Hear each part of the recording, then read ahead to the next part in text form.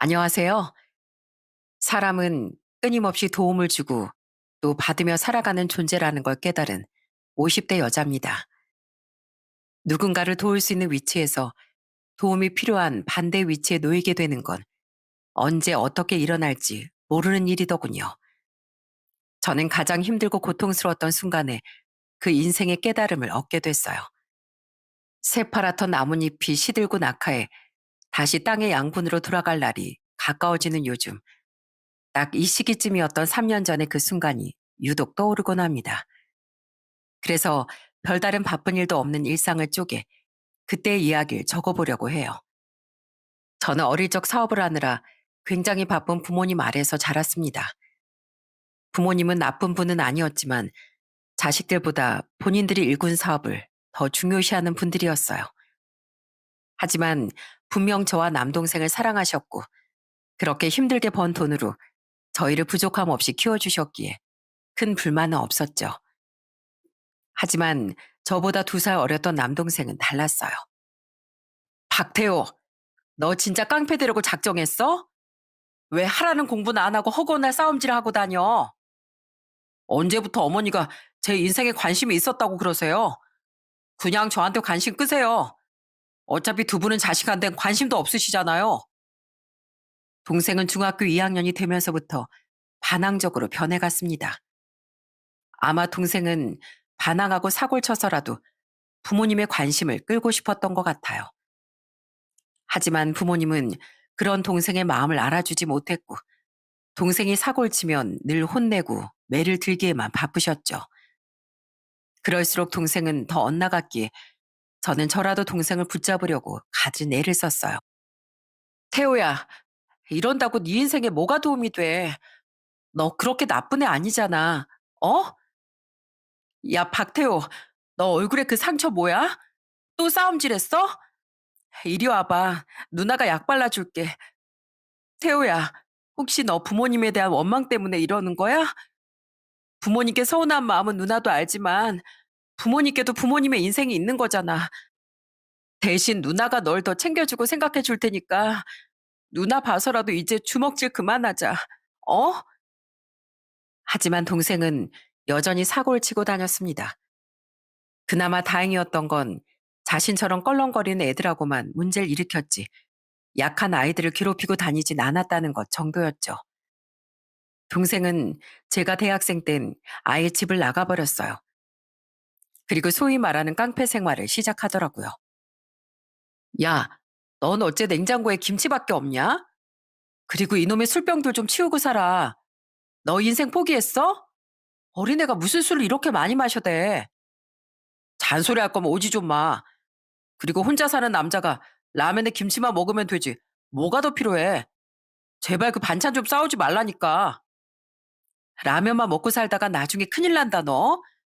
좋은 말 할 때 라면 그만 먹고 밥 해 먹고 살아. 싸다 주면 안 비우고 싹싹 다 긁어먹으면서 괜히 싫은 척은. 그리고 제발 누나 정성을 생각해서라도 정신 차릴 생각 좀 하자. 어? 나 진짜 네가 혹시 크게 다치기라도 할까 봐 아니면 더 큰 사고라도 칠까 봐 매일 가슴이 조마조마해. 부모님은 그딴 놈 없는 인간인 셈 치라고 성하셨지만 저는 동생을 포기할 수 없었습니다. 본성만은 원래 착한 애였다는 걸 알고 있었으니까요. 꽃잎이 떨어지는 모습을 보고 꽃도 아프겠다며 눈물을 흘리던 어린애가 못되져봤자 얼마나 못되졌겠어요. 저는 동생의 자취방을 찾아가 반찬도 만들어주고 청소도 해줬습니다. 그리곤 때론 화도 내고 눈물도 흘리며 여전히 동생을 설득했죠. 동생은 정신을 차리지 못했지만 그래도 제 설득에 명절엔 부모님께 얼굴을 한 번씩 비추고 갔어요. 그럼 부모님은 한숨은 끊임없이 쉬셨어도 동생을 쫓아내진 않으시더라고요. 내가 너 때문에 못 살아 진짜. 결국 누나한테 죄수복 입은 꼴을 보여주니까 좋아? 이제 속이 시원하냐? 미안해 누나. 나도 그 사람들이 이렇게까지 나에 대한 의리를 저버릴 줄은 몰랐어. 그러다 동생은 20대 중반의 교도소까지 가게 됐습니다. 영화에서만 보던 같은 세계 사람들끼리 떼거지로 싸움이 붙었나 본데 그 사태가 커져서 동생과 관련자들 몇몇이 체포되고 처벌받게 된 거죠. 그때 동생의 윗선이란 사람들은 도와주긴커녕 오히려 동생에게 책임을 뒤집어 씌워 동생은 예상보다 긴 실형을 받게 되기까지 했어요. 면회를 가서 울며 원망하는 제게 동생도 이번만은 미안하다며 눈물을 흘리더라고요. 태호야, 너 이제 반항도 해볼 만큼 해봤고 막 살 만큼 막도 살아봤잖아. 그런데 결국 너한테 남은 게 뭐야? 힘들 때 널 버린 그 조직 사람들? 면회조차 잘 안아주던 네 불량한 친구들? 봐, 아무도 없지? 그러니까 제발 이제라도 정신 차리고 똑바로 살자. 이러다가 누나 심장이 진짜 나만 하질 않겠어. 저는 쉬지 않고 면회를 가며 여전히 동생을 설득했습니다. 동생도 이번엔 뭔가 깨달은 것이 있었는지 드디어 출소한 뒤엔 제대로 살아보겠다는 약속을 하더라고요. 그리고 다시 사회로 나온 동생은 정말 주먹질을 딱 끊고 카센터에 취업하며 건실한 삶을 살아가기 시작했어요.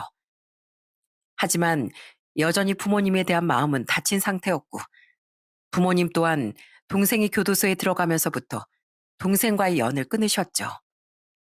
난 누나한텐 항상 고마워하고 미안해하고 있어. 그런데 어머니 아버진 날 위해 뭘 해주셨어? 맨날 나한테 관심도 없으면서 화만 내고 매만 들었지. 나 교도소에 있을 때도 봐. 면회도 한 번 안 오셨잖아.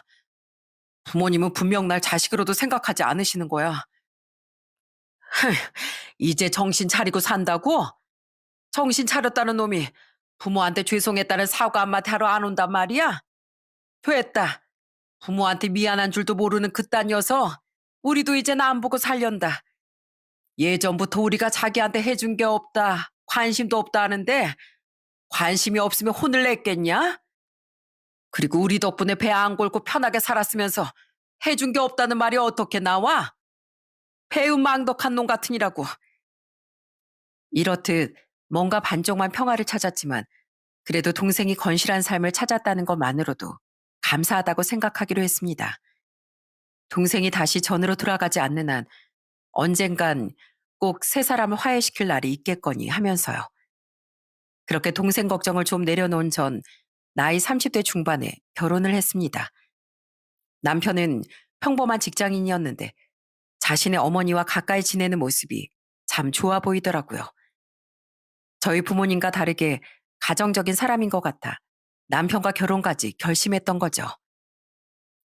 이렇게 늘 찾아와서 용돈도 주고 말벗도 해주는 며느리가 있으니 너무 좋구나. 에휴, 우리 딸은 맨날 정신 못 차리고 술 먹고 놀러 다니기 바쁜데 걘 지혜미가 집에서 혼자 밥은 잘 챙겨 먹고 있는지 아닌지 관심도 없어. 시모는 오래전 시부와 이혼한 후 혼자서 남편과 남편 누나인 시누이를 키우셨다는군요. 하지만 시모에게 감사하며 자란 남편과 달리 남편의 누나인 시누이는 철없는 사고뭉치였다고 해요. 시누이는 3년의 결혼 생활도 결국 성격 차이로 실패하며 제가 결혼한 지 1년 뒤 시모가 혼자 살던 집으로 들어가 살게 됐죠.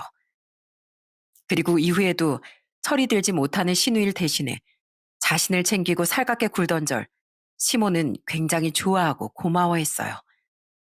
제게 고마워한 건 남편도 마찬가지였습니다.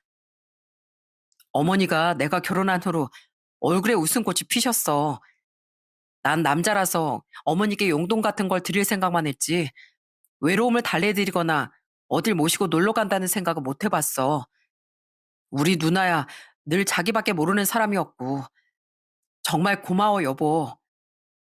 아니야. 며느리도 자식인데 당연한 일이지 뭐. 난 그냥 같은 여자로서 어머님이 안쓰러워서 마음에서 우러난 것뿐이야. 서로 양가에도 잘하고 아들 하나 딸 하나도 나오며 우린 화목한 가정을 이루어갔습니다. 제 동생은 여전히 부모님과 막내를 안고 살았지만 그래도 저희 집엔 종종 들러 저와 남편과 교류하며 사이좋게 지냈죠.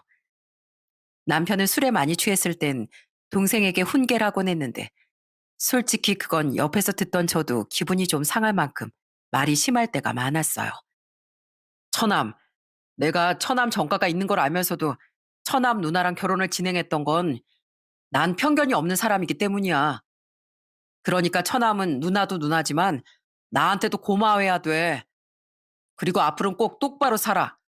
안 그럼 이 매형한테 맴매 맞을 줄 알아? 내가 소시적엔 나도 한 주먹 했다 이거야. 난 처남 하나도 안 무서워. 여보, 그만 좀 해. 왜 이 사람이 술만 취하면 이래? 좋은 말도 계속 들으면 좋게 안 들리는 법이야. 지금 얘가 자기 카센터도 차리고 속죄하겠다고 봉사도 하면서 얼마나 성실하게 살고 있는데 뭘 자꾸 고마워하래. 괜찮아, 누나. 매형이 다 나 걱정되고 누나를 아끼니까 하시는 소리지. 난 이런 소리 들어도 싸. 난 그냥 매형이 누나랑 우리 조카들한테만 잘하고 살면 나한테 어떤 욕짓거리를 한데도 다 웃으면서 받아줄 수 있어.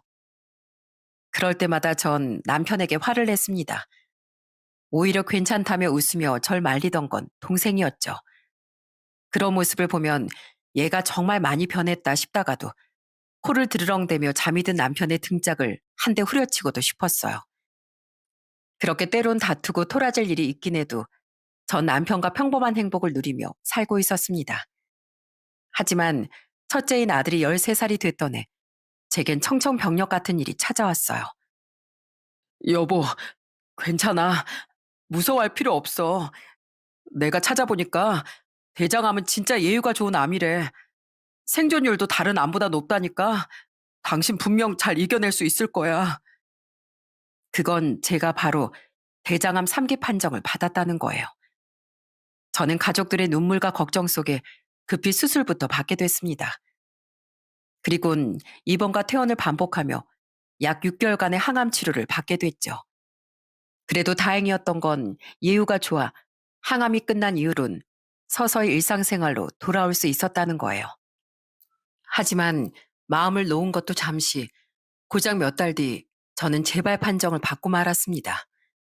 심지어 수술이 불가능한 상태였기에 암 크기를 줄이기 위해 저는 다시 항암부터 시작하게 됐어요. 그런데 이번엔 항암 효과가 좋던 전과는 다르더라고요. 여보, 나 물 좀 먹여줘. 자꾸 손가락 끝이 저릿거려서 물컵을 떨어뜨릴까봐 겁이 나. 여보, 나 밥 안 먹을래. 너무 식욕이 없고 속도 메스꺼워. 항암 치료제에 내성이 생겨 치료 효과가 미미했던 것도 모자라 저는 전보다 훨씬 심한 부작용 때문에 큰 고통을 겪게 됐습니다. 기운이 없어 심할 땐 침대에서 화장실에 가는 것조차도 누군가의 부축이 절실해지곤 했죠. 결국 전 항암 치료 받을 때뿐만 아니라 그 사이의 기간에도 전문 의료인의 관리를 받기 위해 병원에 장기 입원을 하게 됐어요. 그리고 그때 그 힘겨운 투병 생활 내내 제게 힘이 되어준 사람이 한 명 있었습니다. 윤희 씨, 오늘 몸 컨디션 좀 괜찮으면 이따 산책 나갈까요? 날씨가 너무 좋잖아요. 그 사람은 바로 제가 입원하면서 고용하게 된 간병인 서영 씨였어요. 당시 제 가족들은 제 간병을 맡아줄 상황이 되지 못했습니다. 사업을 진즉 정리하고 은퇴한 뒤 기농생활 중이었던 친정 부모님은 제 옆에 붙어 간병을 하기엔 연세가 많으셨어요. 동생은 자신이 절 돌보겠다고 성화였지만 카센터를 창업하며 받은 대출금도 갚아야 하는 상황에 어떻게 가게 문을 닫고 절 돌봐달라고 말할 수 있었겠어요? 그냥 마음만 받을게. 네가 자꾸 고집 부리면 누나 마음이 오히려 더 안 좋아. 저는 그런 동생을 극구 말렸습니다. 또한 제 남편도 외벌이를 하며 애들도 챙겨야 했기에 제 옆에 붙어 있을 수가 없었죠. 때문에 저는 가족들에게 부담을 지우지 않기 위해서라도 간병인을 고용했던 거예요. 간병인인 서영 씨는 저와 동갑인 선한 여자였어요. 대화가 잘 통하던 데다 늘 붙어있던 우린 자연스레 빠르게 가까워졌는데 한 번은 서영 씨가 자신의 가정사도 얘기해 주더라고요. 젊었을 때부터 간병인 일을 했었냐고요? 아니요. 원래는 장사를 했었어요. 결혼 일찍 해서 아들도 둘 낳고 평범하게요. 그런데 남편이란 인간이 작은 사업을 하다 2번이나 말아먹고 저까지 빚더미에 올라앉게 만들더라고요. 당연히 제 가게도 접게 됐고요. 그래도 애들 아빠니까 다시 으쌰으쌰 잘 살아보려고 했는데 그 짐승 같은 놈이 바람을 피우지 뭐예요? 그래서 결국 이혼하게 됐어요. 그 뒤론 새로 시작한다는 마음으로 이 간병인 일을 시작하게 된 거고요. 서영 씨는 자신이 남편 복은 없어도 자식 복은 있다며 이런 말을 덧붙이더군요. 우리 아들들이 진짜 착하고 똘똘하거든요.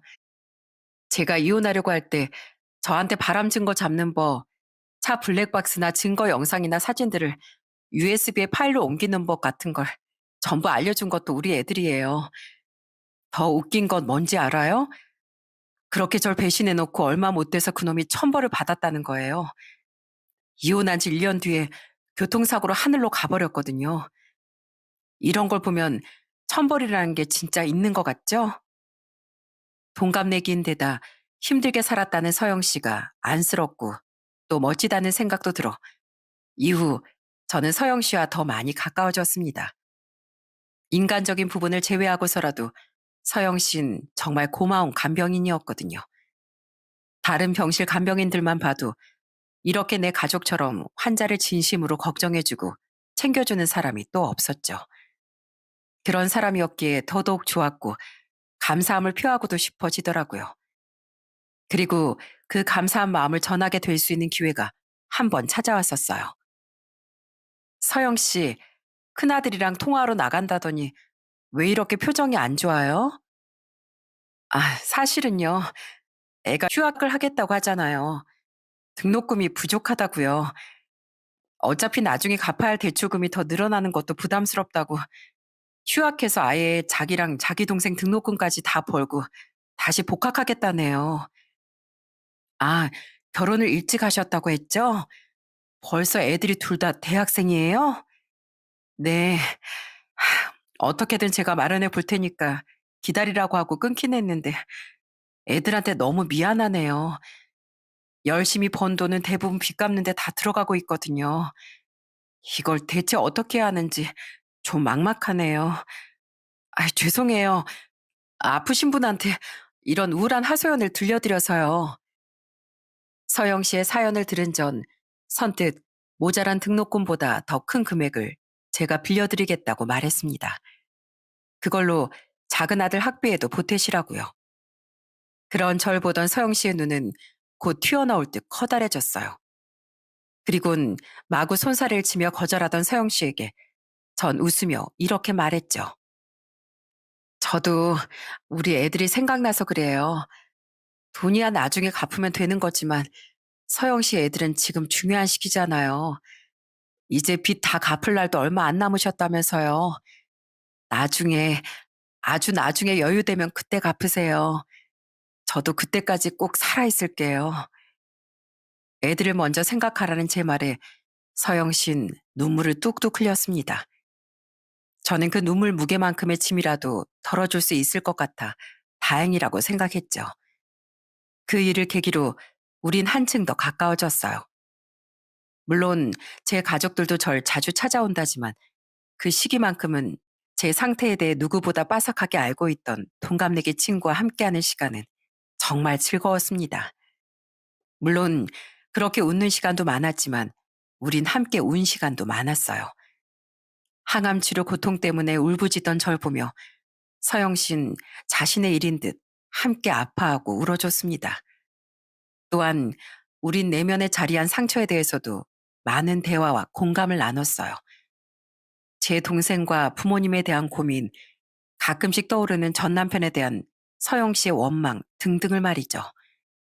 그러다 보니 제가 재발한 암으로 고통받던 1년이라는 시간 동안 우린 친자매처럼 가까워지게 됐습니다. 때론 점점 늘어났던 야근 때문에 제게 자주 와보지 못했던 남편보다 더 가깝게 느껴질 정도로요.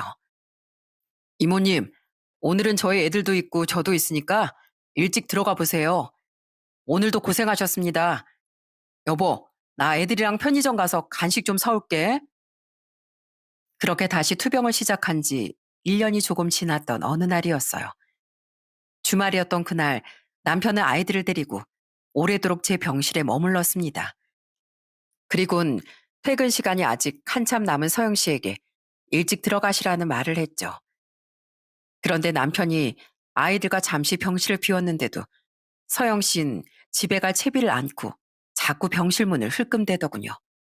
마치 누가 들어올까봐 눈치를 보는 사람처럼요.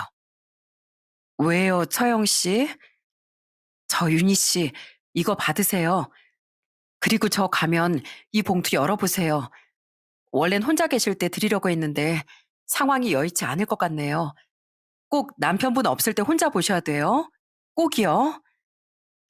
그리곤 가방에서 웬 약봉지 하나를 꺼내더니 제 손에 얼른 쥐어주곤 우선 꽁꽁 숨기라고 하더라고요. 그 순간 병실 문이 열리며 다시 남편이 들어왔습니다. 저는 왜인지 숨겨야 할 것 같아 얼른 남편이 보지 못하게 그 약봉지를 엉덩이 아래로 숨겼어요. 남편은 휴대폰과 지갑을 두고 갔다고 말했는데 왜인지 자꾸 서영 씨는 남편의 눈치를 보더니 이젠 자긴 가봐야겠다며 허둥지둥 병실 밖으로 나가더라고요. 그날 서영 씨가 가고 난 후 남편과 아이들과 시간을 보내면서도 제 정신은 온통 그 약봉지로 향해 있었습니다. 남편이 다시 편의점으로 간 사이에 열어본 봉투엔 웬 USB 하나가 들어있더라고요. 그런데 꼭 그걸 혼자 보라는 서영 씨의 말이 떠올라 모두가 있는 곳에서 열어볼 수가 없더라고요. 그리고 남편과 아이들이 돌아간 깜깜한 저녁이 된 후에야 저는 그 USB를 노트북에 꽂아 열어볼 수 있었죠. USB 사용법을 제대로 몰라 간호사 선생님께 물어봐서 겨우겨우 말입니다. 이게 뭐지? 음성 파일? 그곳에 들어있던 건 한 개의 음성 파일이었어요. 저는 의아한 마음으로 그 파일을 열어보았죠. 그리고 그것들을 들은 순간 저는 경악을 하고 말았습니다.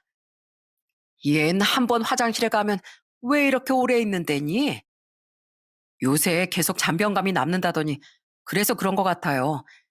화장실 다녀오면 냄새도 좀 역한 것 같고 진짜 고역이에요.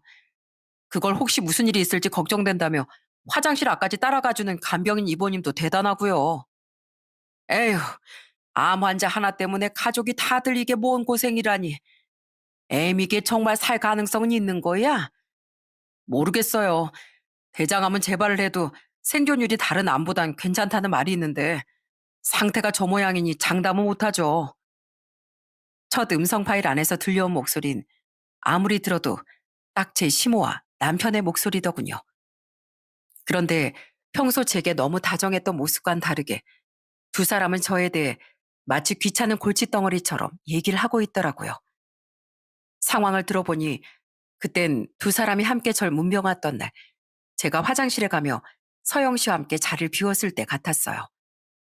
저는 쿵쿵거리는 심장을 부여잡고 계속해서 그 녹음 파일을 들었죠. 근데 광민이 너 요즘도 아직 너희 회사 같이 다닌다는 그 여자랑 만나고 있어?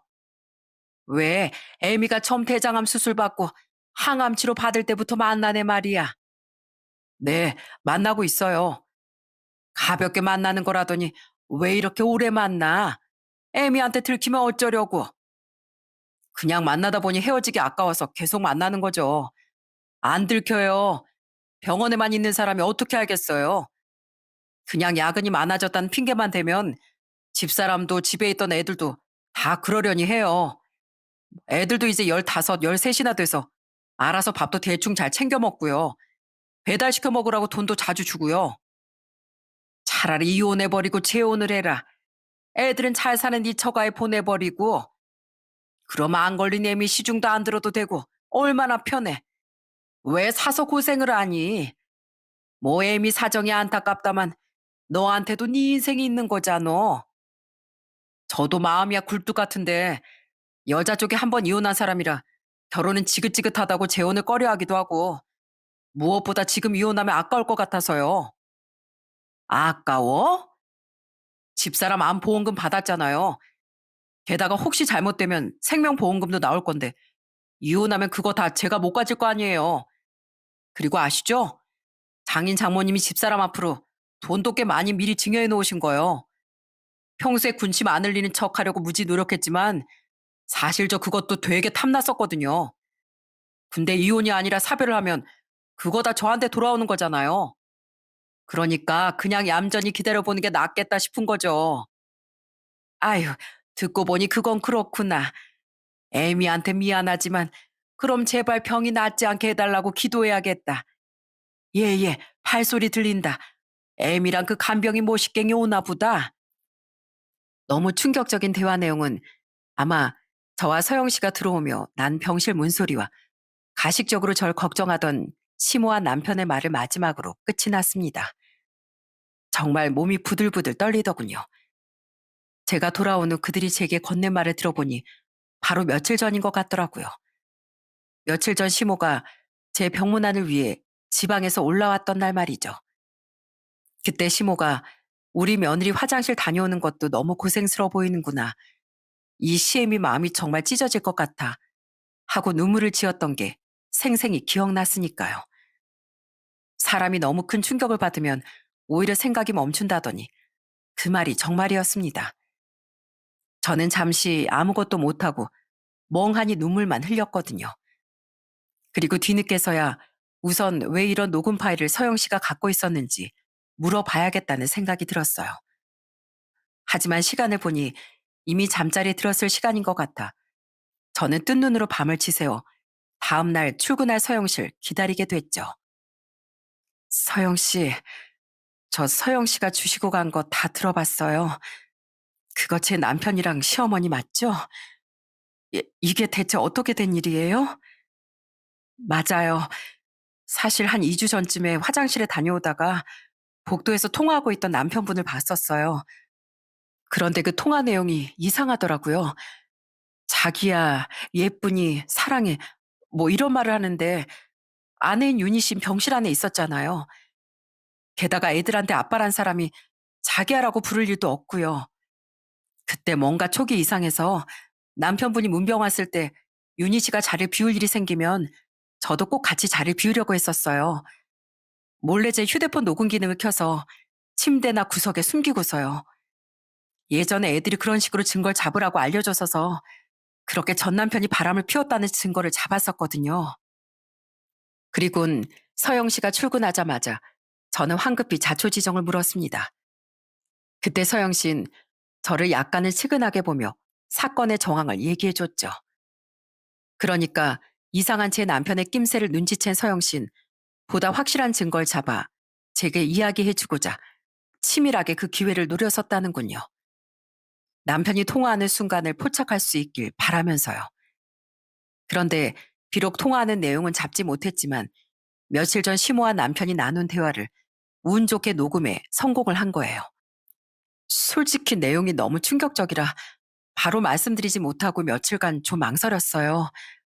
그래도 모르고 농락당하는 것보단 진실을 아시는 게 나을 것 같아서 어제 USB를 가져왔는데 하필 남편분이 절 일찍 돌려보내셔서 그것만 드리고 갔던 거예요. 혹시 들킬까봐 미리 준비했던 약봉지에 숨겨서요. 윤희 씨, 전체 전 남편처럼 조강지처를 배신하는 인간은 절대 용서할 수 없다고 생각해요. 그러니까 반드시 남편분 절대 용서하지 마세요. 서영 씨는 이렇게라도 자신이 힘들 때 도와준 절 돕고 싶었다며 제 손을 잡아줬습니다. 그런 서영 씨에게 고맙다는 말을 하면서도 계속해서 충격이 가시지 않던 전 하염없이 눈물만 흘렸죠. 이후 전 대체 이 상황을 어떻게 풀어나가야 하는지 고민했어요. 충격 때문인지 이걸 당장 시모와 남편에게 따져 물어야 하나 어찌해야 하나 머리가 잘 돌아가지 않더라고요. 그래도 우선 확실히 유리하게 이혼하고 위자료도 청구하려면 확실한 증거가 필요하다고 생각했습니다. 때문에 전 고민 끝에 동생에게 전화해 모든 사실을 말해줬어요. 뭐? 이광민 그 자식이? 이거 진짜 사실이야? 그 자식이 인간이야? 누나, 우선 기다려. 내가 당장 가게 문 닫고 갈게. 아니야, 광민아. 그것보다 누나가 부탁할 게 있어서 전화한 거야. 정말 미안한데 내가 지금 병원에 있어서 직접 돌아다니고 뛰어다닐 수가 없어. 그러니까 네가 대신 증거 좀 잡게 도와주라. 누나가 돼서 이런 부탁해서 진짜 미안한데 이럴 때 생각나는 사람이 너밖에 없었어. 뭐가 미안해. 누나가 하라면 난 죽는 신용이라도 할 수 있어. 그리곤 동생에게 증거 잡는 일을 도와달라고 서럽게 부탁했죠. 저는 동생과 전화를 끊으며 마지막으로 신신당부도 했어요. 광민아, 누나랑 꼭 약속해줘. 아무리 증거 잡으면서 화가 나도 그놈한테 손부터 나가지 않겠다고 말이야. 누나가 법적으로 복수하면 되니까 넌 그냥 조용히 증거만 잡아다 줘야 돼. 알았지? 부탁할게. 동생은 내키지 않는 목소리로 우선 알겠다고 대답하더군요. 그래도 험한 짓을 끊은 지 오래였기에 저는 동생이 약속을 지킬 거라고 믿었어요. 하지만 다음날 서영 씨가 퇴근한 후 동생은 씩씩거리며 제 병실에 들어왔어요. 한 손엔 우악스럽게 제 남편의 목덜미를 잡은 채로 말이죠. 그리고 남편의 퍼렇게 멍이 들고 피딱지가 앉은 얼굴을 보니 동생은 저와의 약속을 지키지 못한 모양이더라고요. 동생은 겁에 질린 남편을 제 침대 앞에 패대기 치더니 울분에 차서 말했습니다. 이 더러운 놈아, 당장 우리 누나 앞에서 빌어. 누나, 미안해.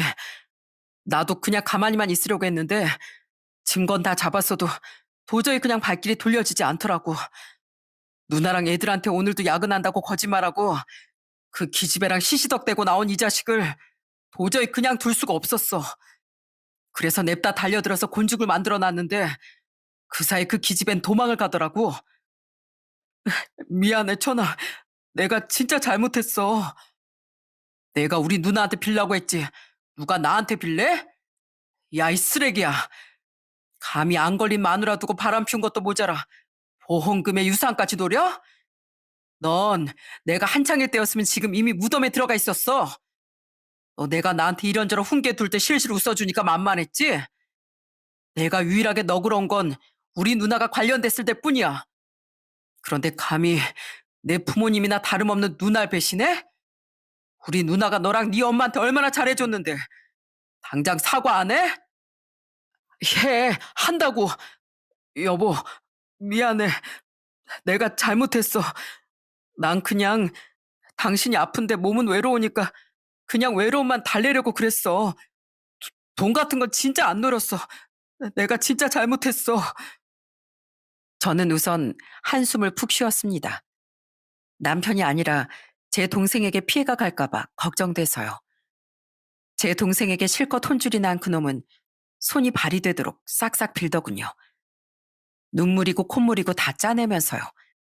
저는 그런 그놈에게 싸늘하게 말했어요. 너랑 네 엄마랑 내 돈 노리고 내가 저 세상 가길 바란다느니 어쩌냐 하는 거 내가 다 들었거든?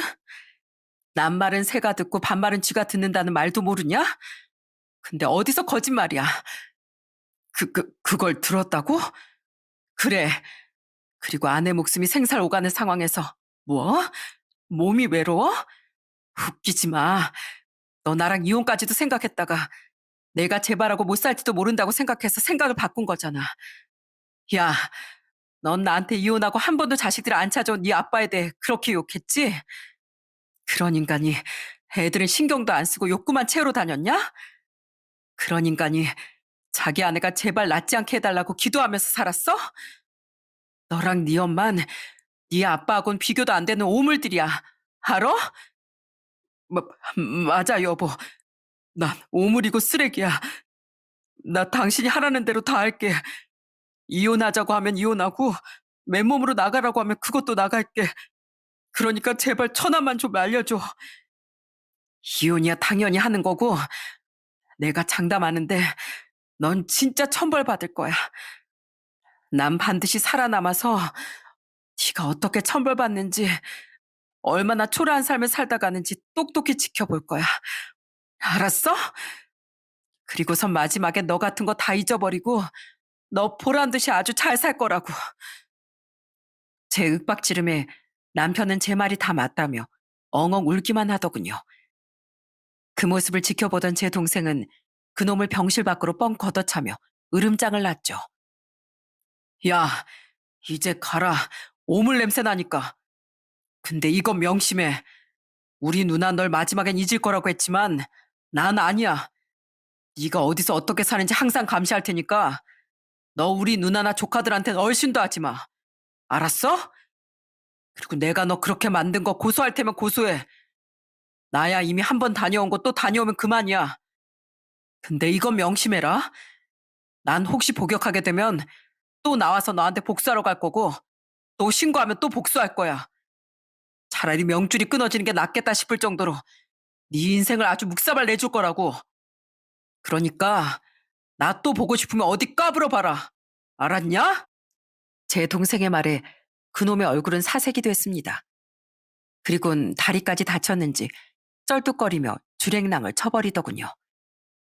그놈이 가자 동생은 언제 사나운 짐승처럼 군 사람이었냐는 듯 순한 얼굴로 제 눈치를 보며 말했어요. 누나, 내가 진짜 약속 지키려고 했는데 어떻게 누나 배신한 놈 앞에서 내가 이성을 지킬 수 있었겠어. 근데 이제 두 번 다시는 진짜 안 그럴 테니까 너무 화내지 말아주라. 어? 절대 가만 안 두겠다고 한 말도 그냥 으름장만 놓은 거야. 알았어. 대신 진짜 앞으로는 절대 주먹 쓰지 마. 진짜 저 자식이 고소라도 했으면 내가 너한테 얼마나 미안했겠어. 그리고 고마워, 태호야. 날 위해 이렇게까지 해줘서. 누나 날 위해서 누구보다 많은 눈물을 흘려준 사람이야. 그런 누나를 위해서라면 난 정말 뭐든 할 수 있어. 그러니까 누나, 저딴 놈 때문에 너무 많이 울지도 말고 상처받지도 마. 누나한텐 애들도 있고 나도 있잖아. 동생은 절 위로하며 자신이 저보다 먼저 눈물을 터뜨렸습니다. 그런 동생의 마음이 고마워 함께 눈물을 터뜨렸지만 마음속으론 많은 위로를 받을 수 있었죠. 그렇게 동생이 돌아간 후 저는 늦은 시간이고 뭐고 시모에게 전화를 걸었어요. 에미야. 제 전화를 받은 시모의 목소리가 사시나무 떨리듯 떨리는 걸 보니 시모는 이미 남편에게 모든 사실을 들은 모양이더군요. 저는 그런 시모에게 차갑게 말했어요. 내가 살지 못하길 바라는 사람한테 제가 더 이상 어머님이라고 부를 필요는 없겠죠? 아줌마, 왜 그러고 살아요? 아무리 자기 자식이 제일 중요하다지만 그래도 자기한테 그렇게 잘해준 며느리를 어떻게 배신할 수가 있어요? 그것도 내가 가장 힘들 때요. 아줌마는 아줌마 딸이 너무 한심하다고 했죠? 그래도 적어도 남한테 피해는 안 주고 자기 하고 싶은 대로만 하고 사는 형님이 제 눈엔 아줌마랑 아줌마 아들보단 100배 나은 사람이에요. 미안하다, 애미야. 그래도 너도 엄마니까 알잖니? 사람은 자기 자식 일이 제일 중요하고 소중한 법이잖아.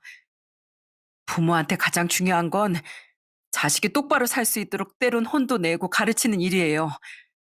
아주만 완전히 부모 실격인 사람이고요. 내가 한참 어린 인생 후배로서 말씀드리는데 인생 그따위로 살지 마세요. 저는 길게 말할 것도 없다 싶어 짧게 말하곤 전화를 끊어버렸습니다. 그렇게 이후 저는 동생의 도움을 받아 이혼 절차를 밟고 그놈을 인생에서 내쫓아버릴 수 있었어요. 그놈과 상간녀에게 위자료도 청구했고요. 그동안 고맙게도 제 동생이 남편이 사라진 저희 집에서 출퇴근을 하며 아이들을 챙겨주었죠. 모든 사실을 알게 된 아이들은 남편을 정말 크게 경멸했어요. 그리곤 우리 엄마 불쌍하다며 저를 끌어안고 울었는데 아이들에게 상처를 준 사실이 미안해 제가 더 많이 눈물이 나더라고요. 누나, 그놈하고 그 여자 둘 다 회사 그만뒀대. 뭐? 그걸 네가 어떻게 알아? 사실 나 그 연놈들 회사에도 쳐들어갔었어. 가서 깽판을 안 쳤고 그냥 그 연놈들 실체만 냅다 까발리고 왔어. 나 약속한 대로 주먹은 안 썼다. 아휴, 내가 못 살아. 너 그러다 진짜 고소당하면 어쩌려고 그래. 둘 다 날 보는 눈빛이 잔뜩 겁에 질린 게 못 그럴 것 같던데? 그리고 뭐 하고 싶으면 하라고 하지. 난 하나도 안 무서워. 내가 처벌받더라도 아픈 누나를 대신해서 복수해줬다는 사실만으로도 난 충분하니까. 가만히 있으라고 해도 동생은 상간녀 또한 가만둘 수가 없었던 모양입니다. 동생은 결국 그 연놈이 다니던 회사까지 찾아갔었다고 하더군요.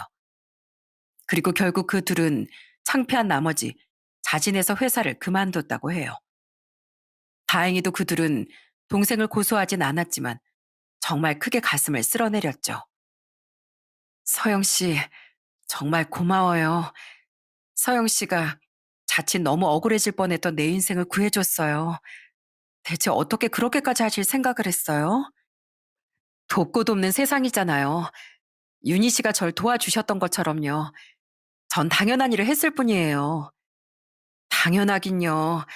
제 인생을 바꿔주셨는데요. 저기 서영 씨, 이거 기분 나빠하지 말고 받아주세요. 얼마 안 되지만 제 감사의 표시예요.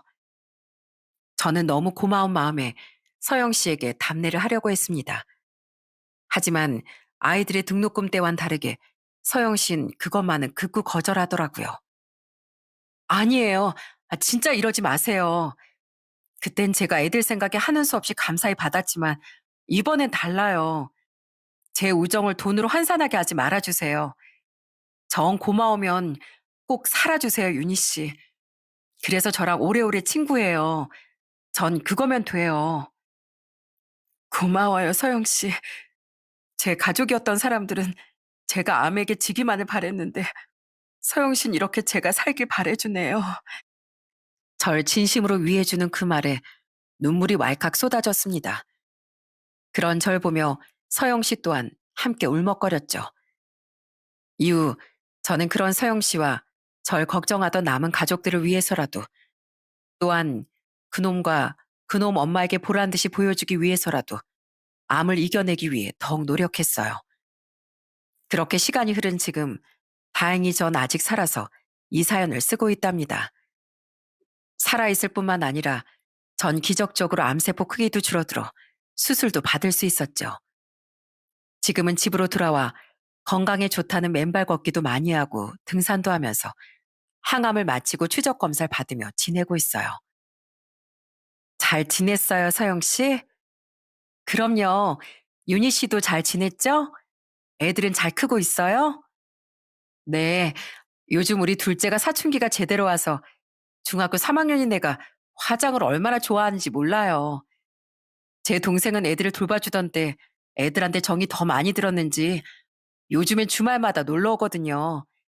제 건강도 확인한다면서요. 그때마다 자기 조카한테 화장품을 사다 주는데 그러지 말라고 해도 말을 안 듣네요. 하지 말라고 하면 더 하니까 차라리 그냥 하고 싶은 대로 하게 냅두라면서요. 어차피 자식들을 끔찍이 위하는 제가 있는데 애들이 자기처럼 삐뚤어질 일은 없다고 하잖아요.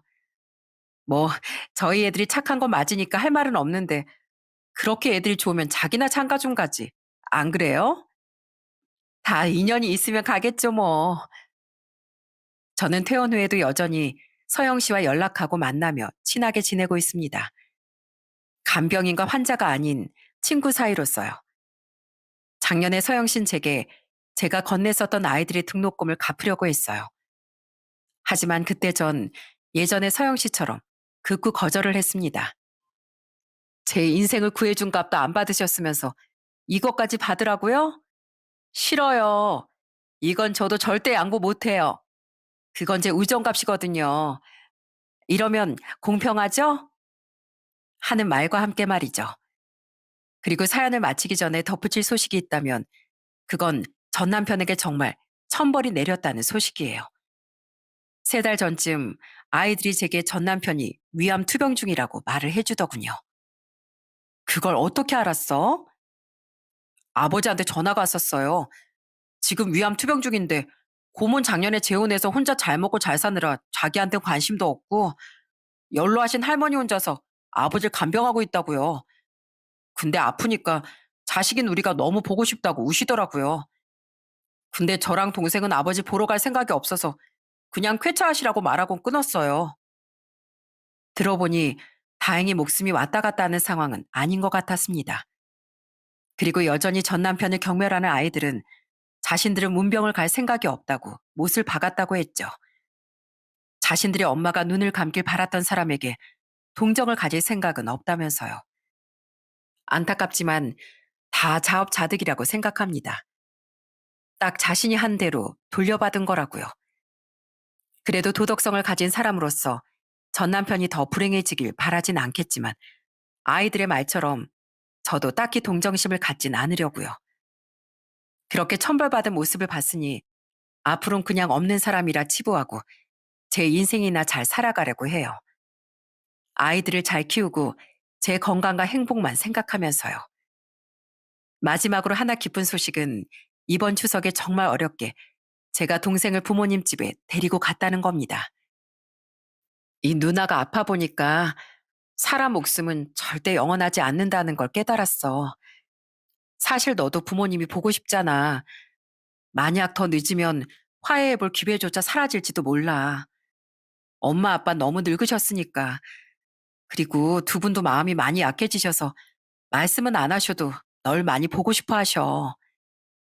세월이 흐르며 동생과 부모님의 마음 모두 많이 열리게 됐다는 걸 알았기에 전 용기를 내서 동생을 설득했던 겁니다. 동생은 결국 저와 아이들과 함께 부모님의 집으로 내려갔어요. 그때 아빠는 민망한 듯 고개를 돌리고 앉아있던 동생을 물끄러미 보기만 하시더군요. 그리곤 어렵게 입을 열고 이렇게 말씀하셨죠. 넌 장가도 안 갔냐? 저 자신부터가 가족을 버린 사람인데 어떻게 또 가족을 만들 수 있었겠어요? 좋은 남편이야 될 수 있을지 몰라도 좋은 부모가 될 자신은 없어서 안 했어요. 장가라도 가면 하는 수 없이 우리를 찾아오려나 싶어 기다려고 기다렸건만 애초에 헛된 기대였구나. 네? 널 기다렸단 말이다. 사실 우리도 많이 후회하고 있었으니까. 우리도 젊을 적엔 가난이 너무 싫어서 더 치열하게 살다 보니 뭐가 옳고 그른지 몰랐어. 그냥 우리 마음을 모르고 고생만 시키는 네가 미웠다. 나중에 실컷 사골 쳐놓고도 사과조차 안 하는 네가 너무 미워서 연도 끊었던 거야. 사실은 네가 그렇게 된 건 다 부모인 우리 잘못이었던 걸 우린 너무 늦게 깨달았던 게다. 아빠는 그렇게 세월이 흐르다 보니 그깟 자존심이 뭐라고 먼저 손을 못 내미셨다고 하며 우셨습니다. 그러다 더 나중엔 동생이 여전히 자신들을 용서하지 못했을까봐 무서워서 만나볼 생각을 못 하셨다고 했죠. 엄마 또한 아빠 옆에서 동생의 손을 꼭 쥐고 울고 계셨어요. 미안하다, 태호야. 우린 부모 자격도 없는 사람이야. 그래도 이렇게 먼저 용기 내줘서 고맙구나. 보고 싶었으면 전화라도 한번 해주시지 그러셨어요. 그럼 저도 못 이기는 척 왔을 텐데요. 저야말로 두 분이 절 자식으로도 생각 안 하시는 것 같아서 너무 무서웠어요. 그런데 이제와 사과드릴 염치도 용기도 없어서 더 모진 척 두 분을 원망한다고 말했던 거예요. 사실 저도 너무 보고 싶었어요. 제가 너무 많이 속을 썩였던 거 늦었지만 이제라도 사과드릴게요. 깜짝 놀랐습니다. 그때 동생은 마치 어린애처럼 울음을 터뜨리며 두 분을 와락 안아드렸거든요. 이젠 50이 넘은 중년의 나이였지만 그날 동생은 부모의 관심을 갈구하던 어린 소년으로 돌아가 있었죠. 그 모습을 바라보며 저뿐 아니라 저희 두 아이까지 함께 눈물을 훔쳤어요. 그렇게 저희 부모님과 동생은 오랜 시간을 돌고 돌아 드디어 화해를 하게 됐습니다. 이렇듯 전 아프고 힘든 시기를 겪으며 남편이랑 가족을 잃긴 했지만 대신 제 곁엔 저를 소중히 생각해주는 진정한 가족들만이 남게 됐습니다. 또한 제 인생을 구해준 서영 씨라는 좋은 친구도 함께 말이죠. 그러니 저는 이제 아팠던 과거의 상처보단 다가올 건강하고 행복할 미래만 바라보며 열심히 그리고 끝까지 암과 싸워 이겨낼 생각입니다. 이렇듯 제가 진심을 다해 위하고 도움을 줬던 동생과 서영 씨는 제가 가장 힘든 순간에 든든한 제 편이 되어주었어요. 무언가를 바라며 선행을 해야 하는 건 아니지만 이래서 사람은 평소에 베풀고 위하며 살 줄 알아야 하는 것 같다고 생각했죠. 세상은 혼자가 아닌 더불어 살아가는 사회니까요. 그러니 부디 여러분께서도 늘 주위에 있는 사람들을 소중히 여기며 살아가시길 바랍니다. 제 이야기는 여기까지입니다. 부디 제가 이 암이란 녀석과 끝까지 싸워서 이겨낼 수 있길 응원해 주세요. 그럼 전 반드시 세상 어딘가에서 그 감사함에 대한 보답을 다른 누군가에게 돌려주며 살아갈게요. 끝까지 들어주셔서 감사합니다.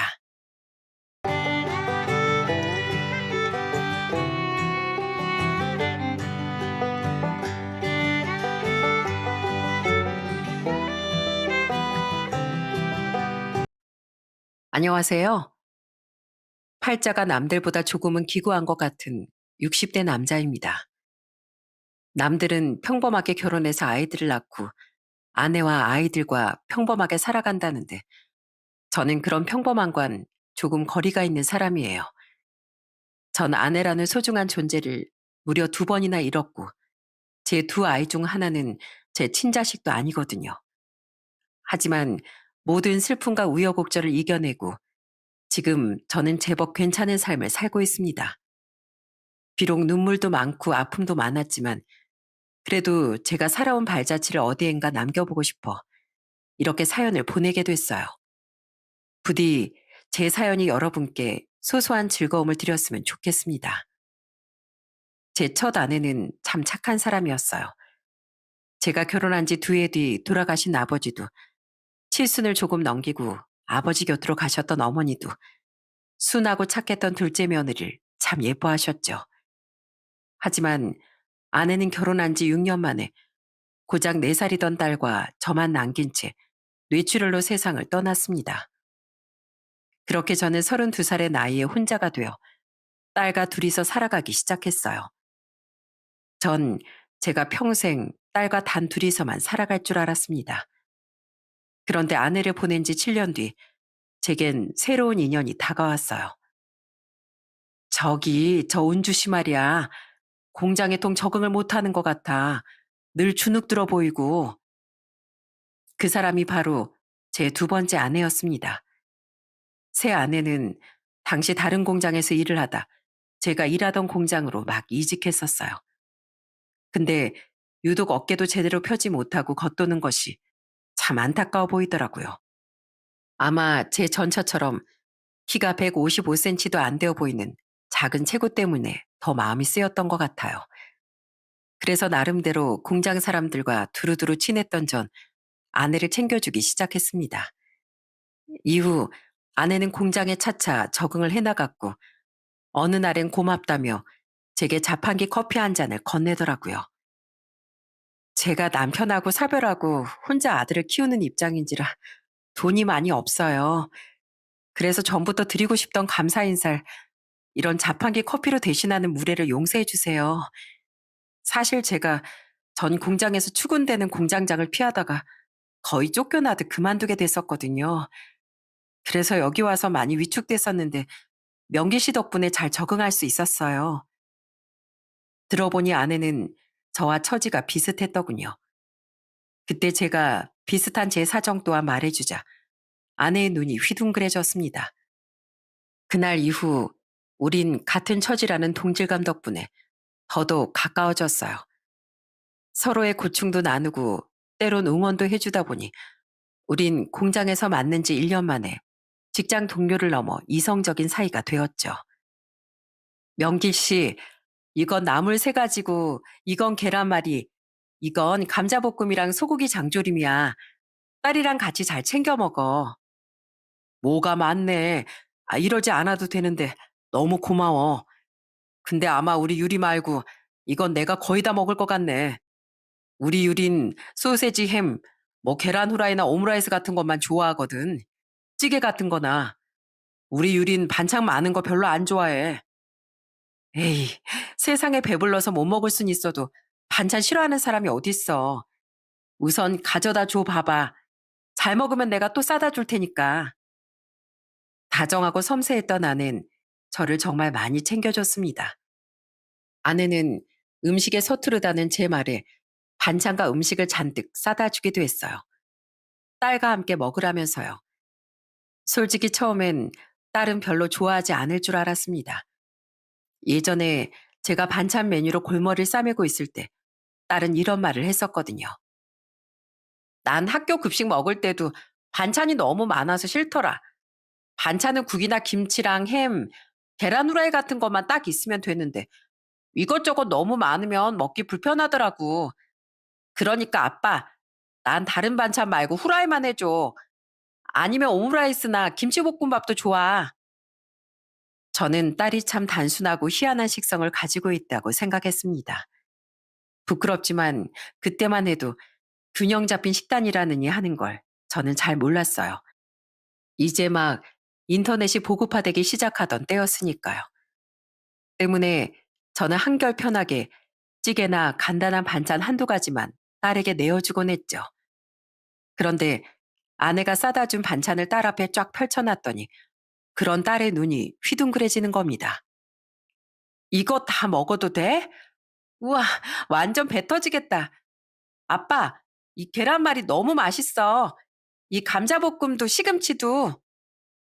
그리고 그날 딸은 신나게 밥을 무려 두 공기를 비웠어요. 처음엔 그저 음식이 맛있어서 그런 줄 알았습니다. 그런데 아내가 싸다 준 반찬을 몇 번 더 가져와 보니 물론 맛도 있지만 딸은 가지수 많은 반찬도 손이 많이 가는 제육볶음이나 불고기 같은 것도 싫어하지 않았다는 걸 깨닫게 됐어요. 어느 날 저는 조심스럽게 딸에게 물었죠. 유리야, 혹시 너 이 아빠가 밥 차리는 거 힘들어하는 것 같아서 그동안 그런 거짓말을 했던 거야? 어? 아니, 난 그냥 아빠가 오래 걸리는 음식이나 반찬을 이것저것 많이 만들다가 실패한 날이면 엄마 사진 보고 우는 모습을 종종 봤었어. 혼자 날 키우는 게 어렵고 너무 힘이 든다고 말이야. 그래서 아빠 짐을 덜어주고 싶어서 그랬어. 미안해. 너무 조숙하고 어른스러웠던 딸의 말에 눈물이 났습니다. 그러니까 딸은 어린 나이에 너무 일찍 철이 들어버린 거죠. 그 어린 것이 아빠에게 미안해서 그 몇 년간 먹고 싶은 것도 제대로 말을 못했다는 생각에 너무 미안하더라고요. 그리고 뒤늦게 딸의 마음을 알게 해준 아내에게 정말 고마웠죠. 근데 아빠, 맨날 반찬 만들어주신 아줌마, 난 언제 만나게 해줄 거야? 난 아빠를 이렇게 잘 챙겨주는 좋은 분이면 새엄마로 완전 찬성인데. 뭐? 새엄마?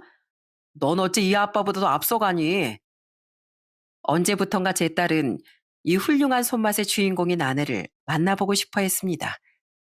저도 너무 좋은 사람이었던 아내와 재혼 생각도 있었고, 저 또한 아내의 아들에게 잘해주고 싶었기에 우린 아이들을 데리고 넷이서 만남을 갖게 됐어요. 저희 딸이 13살, 아내의 아들이 11살이던 어느 날 말이죠. 안녕? 네가 경덕이구나. 이야기 많이 들었어. 아, 안녕하세요. 경덕아, 아저씨께 앞에 똑바로 서서 인사드려야지. 그동안 네 장난감들하고 운동화를 선물로 보내주신 분이 여기 아저씨잖아. 아, 미안해, 명길 씨. 우리 아들이 어릴 때부터 몸이 좀 약하고 체구도 작다 보니까 좀 숫기가 없어. 그래? 그래도 사내 녀석이 그렇게 고개 숙여 버릇하면 안 되지. 경덕아, 남잔 말이야. 늘 높은 곳에서 고개를 빳빳이 들고 살아야 돼. 자, 이리 와. 이 아저씨가 딱 말고 높은 세상을 보게 해줄게. 그게 아내의 아들, 그러니까 제 아들 경덕이와의 첫 만남이었습니다. 만나기 전부터 아내에게 호감을 가지고 있던 딸은 밝은 성격을 가진 아이답게 아내를 반겨줬어요. 반면 또래보다 작고 몸도 약했던 아들은 많이 낯을 가렸죠. 저는 그런 아들과 친해지고 싶은 마음에 아들을 두 팔로 번쩍 안아 올려줬습니다. 그리곤 한쪽 팔에 아들을 앉히고 한쪽 팔론 몸을 지탱해 줬더니 아들은 놀란 표정으로 입을 떡 벌리더라고요. 체구가 작아서 11살 남자아이 치곤 너무 가벼웠던 아들의 그 모습이 얼마나 귀여웠는지 몰라요. 아저씨, 내려주세요. 부끄러워요. 부끄러워? 앞으로 이 아저씨가 만날 때마다 안아주마. 그게 싫으면 밥 잘 먹고 아저씨가 절대 못 알아올릴 정도로 부쩍부쩍 크거라. 야, 넌 좋겠다. 난 이제 키도 크고 무겁다고 우리 아빠가 업어주지도 않으시는데 내가 너보다 2살 많으니까 앞으로 나한텐 유리 누나라고 불러. 알았지? 아, 알았어, 유리 누나. 좋아. 오늘부터 널 내 꼬복 1호로 삼아줄게. 딸은 제가 내려놓은 아들에게 다가가 장난을 치며 말을 걸었습니다. 아들은 지나치게 씩씩한 제 딸이 부담스러워 보였지만 그래도 누나 누나 하면서 잘 쫓아다니더라고요. 그 모습을 보며 저도 아내도 안심하고 웃을 수 있었죠. 그 뒤로도 우린 종종 넷이서 만남을 가졌었어요. 경덕아, 자, 이 아저씨 따라해봐. 이렇게 실을 붙잡고, 자, 아저씨 따라서 달려. 달려요? 이렇게요? 그래, 더 빨리. 그래야 연이 뜨지. 옳지, 잘한다. 이젠 실을 살살 풀어. 고작 2살 때 친부를 잃은 아들에게 전 아빠라는 존재가 되어주고 싶었어요. 저는 아들에게 연 날리는 방법도 알려주고 같이 공원에 갈 때면 축구도 했어요. 난 집에서 놀아줄 줄만 알았지. 다른 집 아빠들처럼 애랑 몸으로 놀아줄 생각을 못 했었어. 난 우리 애가 그저 얌전하기만 한 줄 알았는데 그것도 아니더라. 애가 당신하고 만나는 날엔 전날부터 들떠서 잠을 못 자. 당신하고 노는 게 너무 즐겁나 봐. 고마워, 명길 씨. 나야말로 고맙지. 난 우리 딸이 의젓한 건 알았어도 먹고 싶은 것도 많고 옷 취향이라는 게 있는지도 몰랐어. 그냥 점원이 예쁜 거라고 해서 사다 주면 옷도 신발도 딸이 다 좋아할 줄로만 알았거든. 매번 너무 예쁘다면서 군말 없이 애가 입곤 했으니까. 그런데 당신 덕분에 우리 딸이 제 나이 또래 여자애들과 별다르지 않은 애였다는 걸 알게 됐어. 제가 아들에게 잘해준 만큼 아내 또한 제 딸에게 정말 많은 신경을 써주었습니다. 저는 항상 딸에게 뭔가를 사다 주기만 했지 같이 쇼핑을 간다는 생각 자체를 해본 적이 없었어요. 그런데 요즘 여자애들은 직접 눈으로 보며 구경하고 쇼핑하는 걸 좋아한다며 아내는 딸을 데리고 쇼핑몰에 가더라고요. 그리고 별다른 흥미를 느끼지 못했던 저와 아들이 뒤에서 졸졸 따라다니는 동안 아는 딸과 함께 이곳저곳 구경도 하고 쇼핑에 대한 심도 있는 토론도 했죠. 얘 유리야, 아줌마가 보기에 그 옷이 예쁘긴 한데 네 얼굴엔 이 밝은 색이 더 어울리는 것 같아. 정말 그러네요. 아줌마랑 같이 옷 사러 다니니까 너무 재밌어요. 우와, 팔찌다. 아줌마, 이거 예쁘죠? 이거 요즘 유행하는 디자인인데 제 친구들도 많이 가지고 있어요. 그래? 어머, 예쁘구나. 그럼 이 아줌마랑 커플 팔찌로 맞춰서 살까? 커플이요? 너무 좋아요. 우와, 난 엄마랑 이런 거 나눠 끼워보는 게 소원이었는데 저 소원풀이 한 것 같아요. 뭐? 엄마? 네, 엄마요. 아줌마 어차피 곧 저희 아빠랑 재혼하실 거 아니에요? 그럼 제 미래의 새엄마죠 뭐. 너무 신나하는 딸을 보며 제가 참 무관심한 아빠였구나 싶더라고요.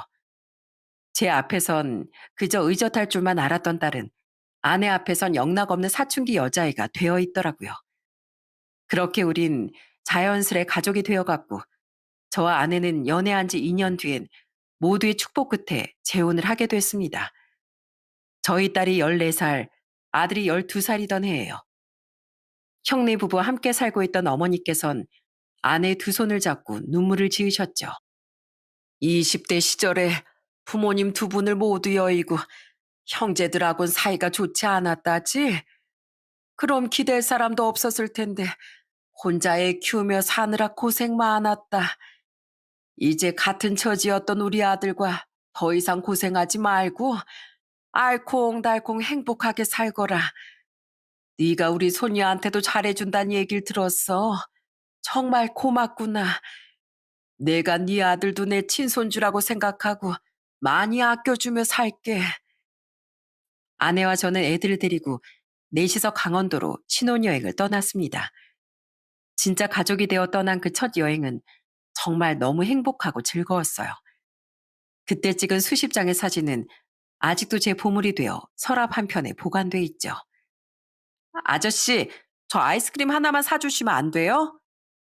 그리고 그때까지 아들은 절 아저씨라고 불렀어요. 이미 아내를 엄마라고 부르고 있던 제 딸과 달리 아들은 쑥스러움이 많았거든요. 저는 그런 아들의 머리카락을 손으로 헤집어 놓으며 이렇게 말했죠. 아이스크림 먹고 싶어? 대신 조건이 있다. 조건이요? 그래. 아빠라고 불러봐. 뭐 아버지든 아빠든 상관없으니까 너 편한 대로 말이다. 이제부터 내가 경덕이 네 아빠야. 그러니까 앞으로는 쭉 아빠라고 불러. 아버지? 한 번도 자기 입으로 아버지란 말을 해본 적이 없던 아들은 더듬더듬 아버지라는 말을 내뱉더군요. 그 용기 낸 한마디가 어찌나 고맙고 벅차던지요.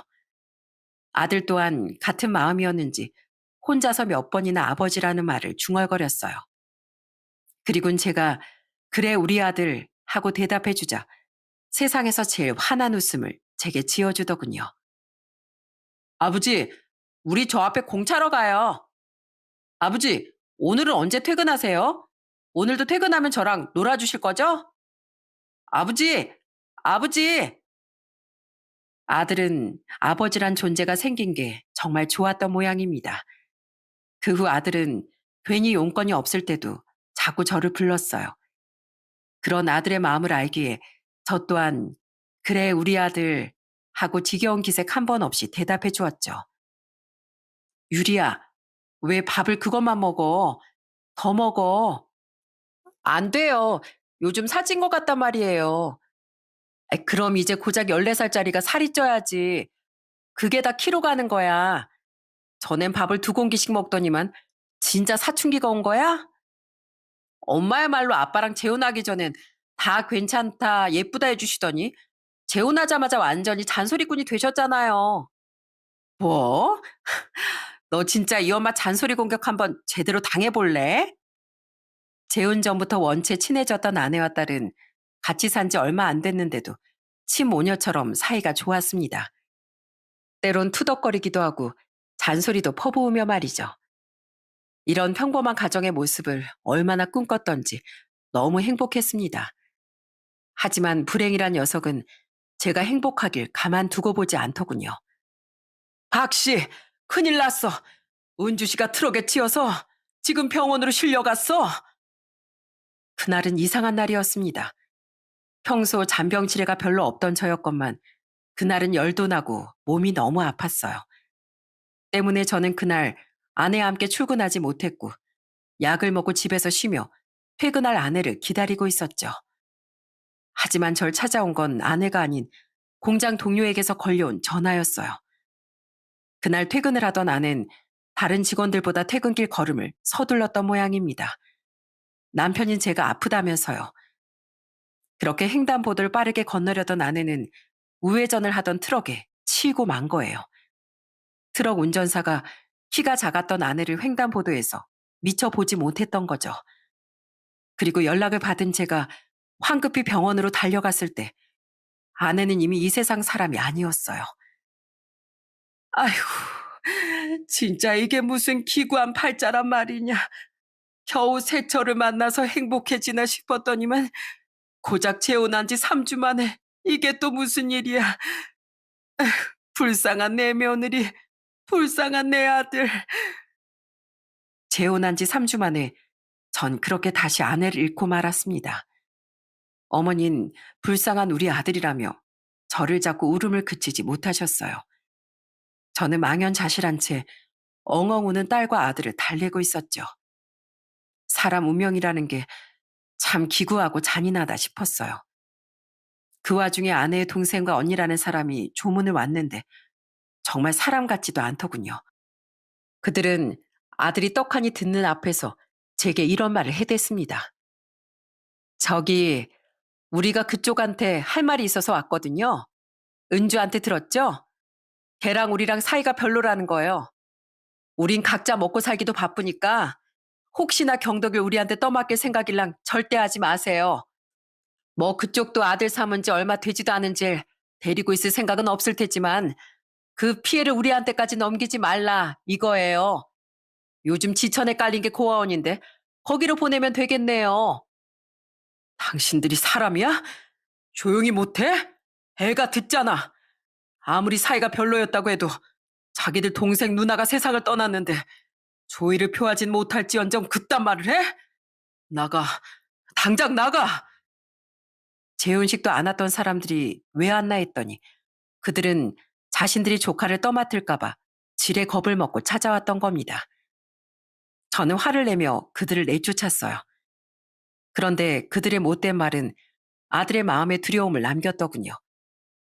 장례식이 끝난 후 집에 돌아왔을 때 아들은 울먹이며 제 팔을 잡고 말했어요. 저 아저씨, 저 이제 고아원 가요? 뭐? 그게 무슨 소리야? 아까 이모랑 외삼촌이 그랬잖아요. 저 고아원으로 보내라고. 그리고 다른 사람들도 당연히 아저씨가 절 고아원에 보낼 거라고 그랬어요. 고작 3주 같이 산을 어떻게 데리고 살겠냐고요. 아저씨, 저 절대 말썽도 안 피우고 착하게 지낼게요. 아들 대접은 꿈도 안 꾸고 시키는 거 뭐든 할게요. 그러니까 저 고아원에 안 보내시면 안 돼요? 충격적이었습니다. 아들은 장례식에서 들은 사람들의 말로 고아원에 보내질까 겁을 내고 있었던 거예요. 게다가 너무 겁을 먹은 나머지 절 아버지라고 부르지도 못하고 있더라고요. 저는 너무 가슴이 아픈 나머지 화까지 내며 흐느꼈어요. 이놈아, 누가 널 고아원에 보낸다고 그래? 아버지 내가 버젓이 있는데 네가 고아원을 왜 가? 그리고 너 내가 평생 아버지라고 부르라고 했어 안 했어? 근데 뭐 아저씨? 또 한번 그렇게 부르면 진짜 혼날 줄 알아. 넌 말썽을 피우든 말든 누가 뭐래도 이 박명길이 아들이야. 그러니까 절대 이 집에서 눈치 볼 것도 없고 그냥 어린애면 어린애답게 투정도 부리면서 살면 돼. 나쁜 것들. 애 듣는 앞에서 못하는 소리가 없어. 진짜요? 진짜 저 계속 아저씨, 아니 아버지 아들 해도 돼요? 저 그럼 고아원 안 가도 돼요? 야, 지금 아빠 말씀 못 들었어? 넌 우리 아빠 아들이고 내 동생인데 가긴 어딜 가. 아무튼 약해 빠져가지고. 이리 와. 너네 맨날 사내 자식이 그렇게 눈물이 많냐? 이 누나가 닦아줄게. 안도감에 눈물을 뚝뚝 흘리던 아들을 옆에 있던 딸이 꼭 안아주더군요. 그리고는 아들 몰래 자신도 눈물을 쓱 훔치더라고요. 저는 그런 두 아이를 두 팔로 감싸 안았습니다. 그때 다짐했어요. 비록 내가 아내복은 지지리도 없는 놈이지만 자식복까지 인생에서 몰아내진 않겠다고요. 엄마를 잃은 두 아이를, 이 두 팔 안의 아이들을 제가 평생 지켜주겠다고 말이죠. 그렇게 우린 잠시 넷이었다가 이젠 셋이 되어 살아가기 시작했어요. 박유리, 박경덕, 집안이라 아빠가 집에 와서 할 테니까 니들은 공부나 하라고 했지? 왜 자꾸 말을 안 들어? 우리도 이제 밥이랑 청소 빨래 정도는 할 줄 안다 뭐. 그리고 솔직히 음식 맛은 내가 아빠보다 훨씬 나아. 그치 경덕아? 맞아요 아버지. 그리고 아버지보다 청소는 제가 더 야무지게 해요. 또 얼른 누나랑 제가 집안일 후다닥 정리해놔야 아버지 퇴근하시면 다 같이 밥 먹고 TV도 볼 수 있잖아요. 우린 그 시간이 세상에서 제일로 행복해요. 저는 두 아이에게, 특히 오랜 시간 아내와 둘이서 살아왔던 아들에게 아내의 빈자리를 메워주고자 최선을 다했습니다. 다행히 아이들은 참 착하게 자라줬어요.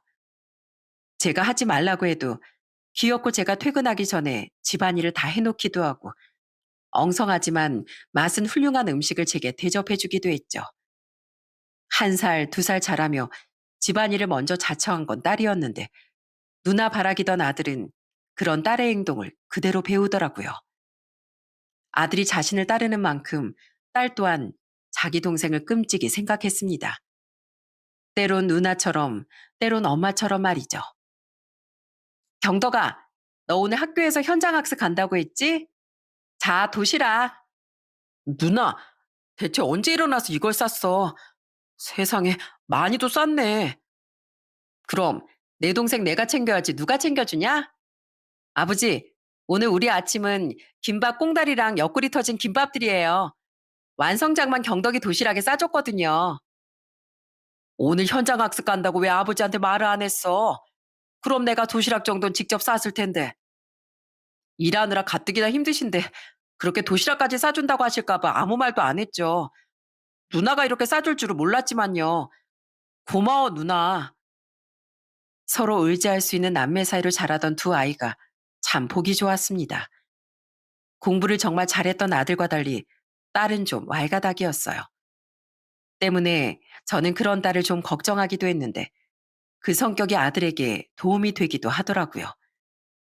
2살 차이 나던 두 아이는 각각 1년씩 중학교와 고등학교도 같이 다녔습니다. 아들은 키가 고등학교 3학년이 돼서야 훌쩍 컸는데 그전엔 어릴 때처럼 좀 허약하고 체구도 작았어요. 때문에 툭툭 건드는 애들이 좀 있었나 본데 그 모습을 발견한 딸이 혼쭐을 내주곤 했다더군요. 야, 너 나 알아 몰라? 알아요. 3학년 유리 누나요. 그래, 너 누나가 학교에서 힘께나 쓰는 거 알지? 우리 경덕이 내 동생이거든? 또 한 번 내 동생 놀리거나 건드려봐. 확 학교 생활 힘들게 만들어준다. 딸이 껌 좀 씹는다는 그런 애는 아니었지만 그런 으름장은 제법 먹혀든 모양이었어요. 덕분에 아들은 별다른 고생 없이 편하게 학교를 다닐 수 있었다고 해요. 아들은 종종 그런 자기 누나 이야기라며 이런 말을 덧붙이곤 했죠. 그때 누난 진짜 정의의 사도 같았어요. 바보같이 약한 제 자신이 창피하긴 해도 역시 우리 누나 완전 멋있었다니까요. 누나, 나중에 내가 힘이 세지면 그때 꼭 내가 누나를 지켜줄게. 치, 약속했다 너. 사이 좋은 두 아이를 보며 흐뭇했지만 또 한편으론 씁쓸하기도 했습니다. 이 행복 속에 너무나 일찍 세상을 떠난 아내도 함께였으면 얼마나 좋았을까 싶어서요. 그렇게 시간이 흘러 딸도 아들도 대학에 갔습니다. 특히 공부를 잘했던 아들은 우리나라에서 손에 꼽히는 대학을 졸업한 후 노무사 시험 준비에 뛰어들더라고요. 저는 왜 하필 노무사인가 싶어 아들에게 그 직업을 선택한 이유를 물었습니다. 그때 아들은 멋쩍게 웃으며 이렇게 말하더라고요. 예전에 저희 엄마가 몹쓸 공장장에게 괴롭힘 당해서 이직을 하셨었잖아요. 그것도 그거고 저 고등학생 땐 아버지도 공장 사장한테 월급도 제대로 못 받고 부당해고 당한 적도 있으시고요. 그런 걸 보고 자라면서 근로자에게 힘이 되어주는 직업인 노무사를 꿈꾸게 됐어요. 꼭 정의의 사도 같지 않아요? 예전에 늘 절 도와줬던 누나처럼요. 옆에서 작지만 탄탄한 중소기업을 다니고 있던 딸도 참 너다운 이유라며 웃었습니다. 이후 열심히 공부한 끝에 아들은 20대 후반의 나이에 정말 노무사가 됐어요. 그때 딸은 아들을 백화점에 데려가 비싸고 멋들어진 정장도 선물로 사주었죠. 너무 과하다며 손살을 치는 아들에게 나중에 돈 잘 벌게 되면 그때 갚으라고 웃으면서요. 그때 저는 축하 선물로 아들에게 수제 구두를 맞춰주기도 했습니다. 그렇게 시간은 평화롭게 흘러갔어요. 그런데 아들이 노무사가 된 지 3년 정도 흐른 어느 날부터 딸의 모습이 자꾸 어두워지더군요. 유리야, 너 왜 이렇게 밥을 깨작깨작 먹어? 어젠 입맛 없다고 아예 저녁을 먹지도 않더니 너 요새 살 빠졌어? 회사에서 무슨 일 있어? 아니야, 아빠. 나 다이어트 하느라 그래. 그렇게 먹성이 좋던 딸은 다이어트를 한다며 밥을 잘 먹지 않기 시작했습니다. 하지만 명색이 제가 아빠인데 딸에게 기운이 하나도 없다는 걸 눈치 못 챘겠나요? 게다가 저녁엔 늘 저와 아들과 거실에 앉아 TV를 보고 쉴 새 없이 조잘대던 딸은 방 안에 틀어박혀 침대에 누워만 있었어요. 아들과 전 그런 딸을 걱정했지만 혹시 우리 모르게 연애라다 이별이라도 했나 싶어 처음엔 잠자코 있었습니다. 하지만 한 달 뒤쯤 밥을 먹다 눈물까지 주르륵 흘리는 딸을 보니 더 이상 참을 수가 없겠더군요. 저는 숟가락을 내려놓고 딸에게 걱정스레 물었어요. 유리야, 아무리 거짓말해도 네가 다이어트 하느라 입맛도 기운도 없는 게 아닌 거 이 아빠 다 알고 있다. 대체 무슨 일이냐? 진짜 누구랑 만나다가 헤어지기라도 했어? 아니면 회사에 무슨 일이 있는 거야? 이 아빠 걱정돼서 잠도 못 자겠다. 제발 말 좀 해봐. 맞아, 누나. 누나 요새 정말 누나답지 않아. 딸은 손등으로 눈물을 닦으며 한동안 아무 말도 못하고 훌쩍였어요. 그러다 계속된 저와 아들의 최근에 드디어 입을 열더라고요. 그리고 딸의 이야기를 들은 우린 입을 떡 벌렸습니다. 사실은요, 저 요새 회사에서 따돌림 당하고 있어요. 그 주축이 되는 사람이 정부장이라는 사람인데요. 그 사람이 저를 엄청 괴롭히고 있어요. 저만 빼고 회식을 잡는다든지, 저만 업무에서 배제시킨다든지 하면서 따돌리고, 다른 사람들 앞에서 서슴없이 모욕도 주고요. 뭐? 아니, 그 망할 자식이 대체 왜? 딸은 직장 내 괴롭힘을 당하고 있었다는군요. 그런데 그 이유라는 게 더 터무니없었어요. 사실 제가 부장이랑 그 주변 사람들이 거래처에서 뒷돈을 받는 것 같은 정황을 포착했거든요. 그 부장 원래도 직원들이 되게 싫어하는 사람이었어요. 큰 능력도 없으면서 창업 멤버라 대표님이 아낀다는 이유로 아래 직원들한테 갑질하고 서열놀이 같은 것도 엄청 즐겨서요. 자기 권력을 믿고 회사를 마음대로 헤집어 놓은 거죠. 그렇게 해악적인 사람인데다 그런 비리까지 저질렀으니 절대 두고 볼 수 없다고 생각해서 저 부장님을 인사팀에 내부 고발했어요. 그런데 그런데 깨끗하고 사람 좋은 줄로만 알았던 인사팀 담당자가 알고 보니까 부장 라인이었던 거예요. 제 고발 메일을 받은 사람이요. 그렇게 메일을 보낸 다음 날 저 부장한테 불려가서 겁박을 당했어요. 네가 감히 날 고발해? 그럼 뭐가 바뀔 줄 알았냐? 물론 그 메일이 대표님한테 가닿지도 못했지만 대표님이 아신다고 한들 나한테 피해가 올 것 같아? 어차피 제대로 된 증거도 없었으면서 그 고발 메일이 나한테 곧장 전달되고 보면 알겠지? 이 회사 네가 설치고 다녀봤자 어차피 내 손바닥 아니야. 그런데 그런 날 감히 찍어내려고 했단 말이지? 어디 두고 봐. 찍혀져 나가는 건 바로 네가 될 테니까. 학벌도 별로고 인맥도 하나 없는 버러지가 감히 누구한테 덤빈 건지 똑똑히 보여줄게. 막 이렇게요. 그리고 그 뒤부터 부장이 막 절 따돌리고 심지어 심한 모욕과 조롱까지 일삼았던 거예요. 직원들 다 보는 앞에서요. 그 부장이란 놈은 딸에게 업무를 주지 않고 회식에서 따돌리는 것도 모자라 모욕을 서슴지 않았다고 합니다. 그럼 그 주변인이란 놈들은 딸을 함께 비웃었고요. 야, 너 아직도 퇴사 안 했냐? 바퀴벌레처럼 즐겨가지고. 야, 누가 쟤한테 살충제 좀 뿌려라. 못 견디고 얼른 박멸되게. 넌 하는 일도 없으면서 월급은 왜 도둑처럼 받아먹냐? 양심이 있는 거야, 없는 거야? 경찰은 뭐하나? 저런 도둑기 집에 안 잡아가고. 야, 내가 딱 보니까 네가 왜 여태 시집도 못 가는지 알겠다.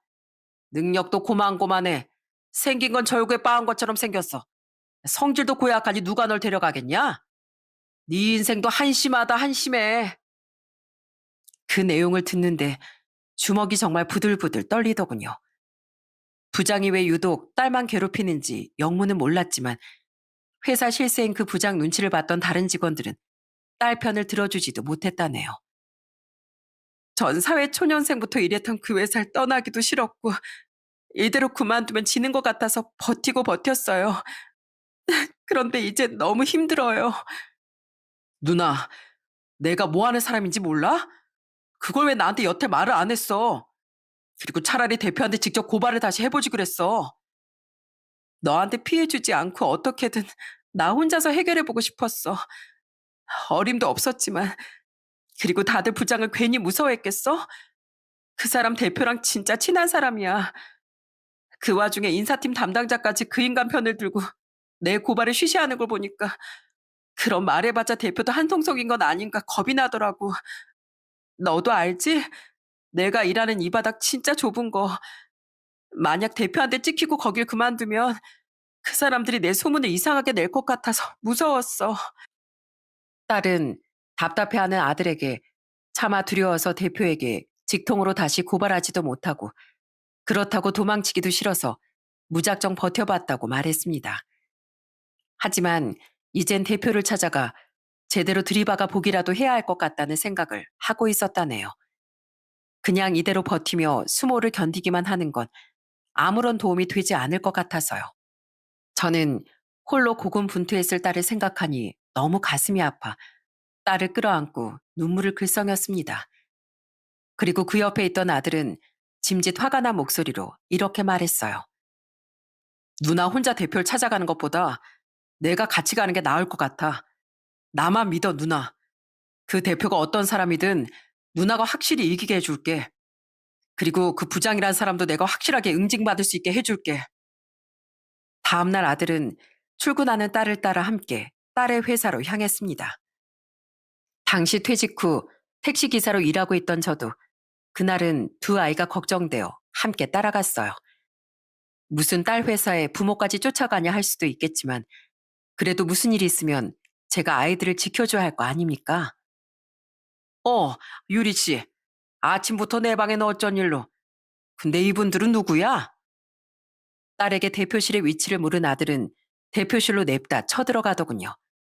중년의 대표는 제 딸의 이름을 부르며 어리둥절한 표정으로 물었어요.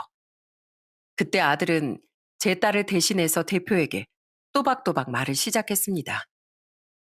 그쪽이 이 회사 대표님입니까? 안녕하세요. 저 노무사 박경덕이자 여기 박유리 씨 동생 되는 사람입니다. 그 옆엔 저희 아버지인데 딸이 걱정돼서 함께 오신 거예요. 아들은 대표에게 자신의 명함을 건넸습니다. 명함을 받아든 대표는 여전히 어리둥절한 표정으로 물었죠. 걱정이 돼요? 근데 가족분들이 여긴 왜? 대체 회사 운영을 어떻게 하시는 겁니까? 여기 정부장이란 사람이 그 주변인들이랑 같이 거래처에서 뒷돈을 받아먹었답니다. 그래서 저희 누나가 그걸 인사팀에 내부 고발했더니 그 인사 담당자가 그걸 공론화시키긴커녕 부장한테 일러 바쳤답니다. 그 뒤로 그 부장이 앞으로 꼭 회사에서 쫓아내주겠다는 으름장을 놓고 정말 누나를 괴롭혔다네요. 업무에서 배제시키고 직원들 사이에서 따돌리고 조롱의 모욕까지 서슴지 않으면서요. 이거 엄연한 직장 내 괴롭힘입니다. 우리 누나가 그걸 다 녹음해놔서 증거도 확실하고요. 예? 아니, 정 부장이 정말 그런 짓을 했다고요? 모르셨나요? 그럼 대표님은 더더욱 무책임한 분이세요. 들어보니까 그 사람은 창업 멤버와 대표님과 친하단 이유로 그동안 갑질을 일삼았던 모양인데 얼마나 대표님을 우습게 봤으면 내부 고발을 하려고 한 직원마저 아무 거리낌 없이 괴롭힐 수가 있답니까? 자발적으로 그만두라는 말을 수시로 하면서요. 이건 대표님 귀에 모든 일이 들어가도 신경 쓰지 않는다는 태도 아닙니까? 대체 이런 직원을 왜 신임해서 이 사달을 만듭니까? 그렇게 직원 보는 눈이 없으세요? 죄송합니다. 이 일이 정말 사실이라면 제 불찰입니다. 제가 주로 거래처를 확보하고 영업하는 데 주력하면서 외근이 잦다 보니 회사 내부 일엔 미처 더 신경을 쓰지 못했습니다. 정 부장은 저희 창업 멤버라 직원들 사이에서 불만이 좀 있는 건 알고 있었지만 그래도 믿을 만한 사람이라고 생각했어요. 그런데 제 믿음이 너무 과했었나 봅니다. 우려와 달리 대표는 꽤 말이 통하는 사람 같았습니다. 제 아들의 말에 당황하며 어쩔 줄 모르고 우선 사과부터 했거든요. 그 대표의 잘못이라곤 너무 부장과 다른 직원들을 믿고 회사 내부엔 신경을 쓰지 않았던 것뿐이었죠. 아들은 그런 대표를 향해 단호하게 말했어요. 말로만 사과하실 게 아니라 확실하게 행동으로 보여주세요. 우선 그 정부장이란 사람과 주변인들의 비리를 확실하게 조사해 주세요. 다음엔 저희 누나가 당한 직장 내 괴롭힘에 대해서도 확실히 인지하고 두 가지 모두에 상응하는 징계를 내려주십시오. 그렇지 않으면 고용노동부 공정거래위원회 검찰 등 관련 기관의 비리 함구에 대해 신고할 겁니다. 공익신고자 보호법에 따라서 그 과정에서 저희 누난 법적 보호를 받을 거예요. 만약 회사나 그놈들이 보복하려고 하면 법적 제재까지 받게 될 거라고요. 법적 제재요? 네. 그리고 만약 대표님이 그놈의 비리를 정말 묵인하는 경우 고용노동부나 감사원의 조사를 요청해서 행정적 제재를 받게 할 수도 있습니다. 그리고 이 회사엔 내부 규정이나 윤리 규정이 제대로 없습니까? 아마 있을 텐데 전 그 규정이 제대로 이행되지 않고 있다는 점도 공식적으로 지적할 겁니다. 만약 그럼에도 불구하고 저희 누나를 계속해서 부당한 상황에 놓여 있게 한다면 마지막으로 전 이 모든 사실을 언론에 제보할 겁니다. 절대 이 모든 일을 은폐하지 못하도록요. 확실히 전문가는 다르더군요. 아들은 솔직히 저는 잘 알지도 못하는 단어들을 늘어놓으며 조곤조곤 대표를 압박해 갔어요. 그리고 숨을 고른 아들은 마지막 말을 덧붙였습니다. 저는 이 모든 일을 제 노무사로서의 자존심을 걸고 반드시 다 이행해낼 겁니다. 그러니까 선택하세요. 저와 누나 맞서 싸우실 건지, 그놈들을 제대로 응징하고 저희 누나에게 사과, 위로를 건네실 건지요. 그리고 마지막으로 현명하게 후자를 선택하신다면 반드시 저희 누나를 괴롭힌 인간들도 저희 누나 앞에 데리고 와서 사과시켜 주십시오. 우선 비리에 대한 진상 파악은 제가 확실히 하겠습니다. 거기에 앞서 유리 씨를 괴롭힌 부분에 대해 정부장을 불러서 사과부터 시키죠. 아들은 말을 마치며 그동안 딸이 녹음했던 증거들을 대표에게 들려주더군요. 그러자 안 그래도 파랗게 질렸던 얼굴이 더욱 사색이 된 대표는 그 증거를 듣고 곧장 정부장을 소환하더군요. 그리고 부장이 불려오는 사이 대표는 저희 딸과 아들과 저에게까지 먼저 사과를 했습니다. 유리 씨, 내가 회사를 키울 생각만 했지 내부 관리에 대해서 너무 무신경했어. 이 일은 모두 내 불찰과 방심에서 비롯된 일이야. 내가 반드시 모두 바로잡을 테니까 조금만 믿고 기다려줘. 내 회사 안에서 큰 상처를 받게 해서 정말 미안해.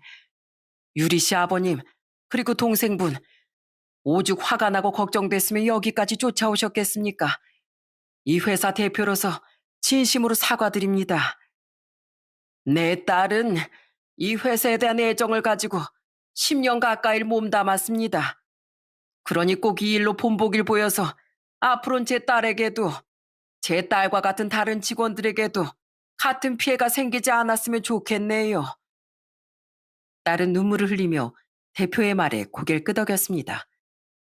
그동안의 고생에 대한 서름이 터진 거겠죠. 저는 그런 딸의 손을 잡고 딸을 대신해 대표에게 대답했어요.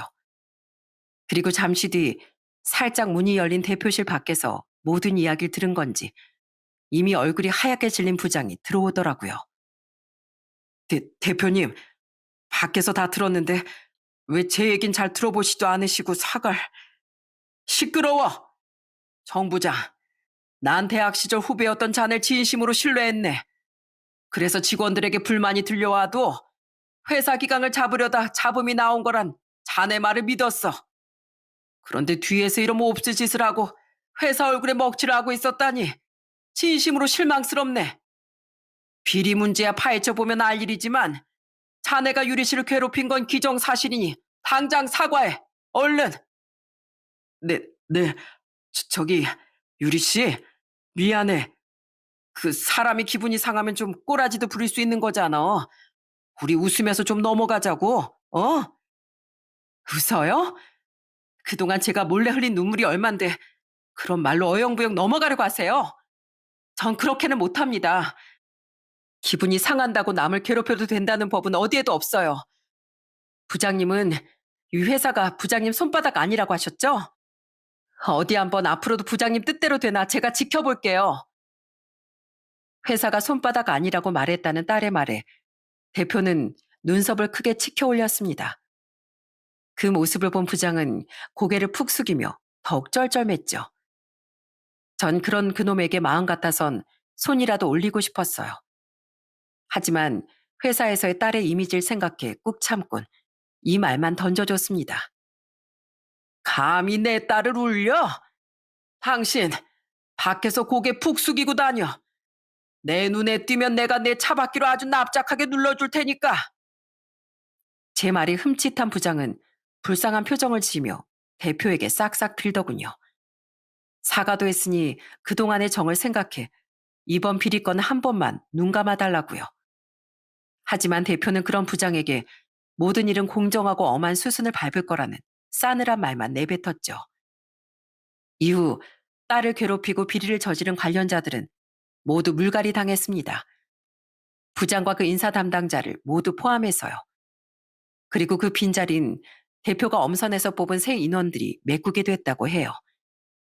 딸에게 들어보니 다행히 그 사람들은 건실한 사람들인 것 같더라고요. 게다가 살기 위해 모른 척해서 미안하다며 회사 사람들도 딸에게 사과를 했다네요. 짜잔. 아빠, 경덕아. 내가 무려 회사에서 공로상까지 받았어. 그뿐 아니라 대표는 회사를 진정으로 위해준 딸에게 마땅히 대표로서 감사를 표해야 한다며 포상금과 공로상까지 줬습니다. 상패를 가지고 집에 온 딸은 뿌듯한 표정으로 상패를 자랑했죠. 그리고는 아들에게 고맙다는 말을 하더라고요. 그때 아들은 환하게 웃으며 이렇게 대답했어요. 고맙긴. 나는 지금 한 번뿐이지만 누난 정말 오래도록 날 지켜줬잖아. 내가 예전에 말했지? 나중에 내가 힘이 세지면 그때 내가 꼭 누날 지켜줄 거라고. 나 약속 지켰다. 그리고 앞으로도 내가 누나 평생 지켜줄게. 아버지, 아버지도 마찬가지예요. 고아가 될 뻔한 절 기꺼이 걷어주시고 단 한 번도 친자식이 아닌 것처럼 대해준 적이 없던 아버지께 저 앞으로도 평생 효도하며 살 거예요. 제 은인이나 마찬가지인 누나랑 아버지를 이젠 제가 평생 지키면서 살 거예요. 갑작스런 아들의 고백에 눈물이 핑 돌더군요.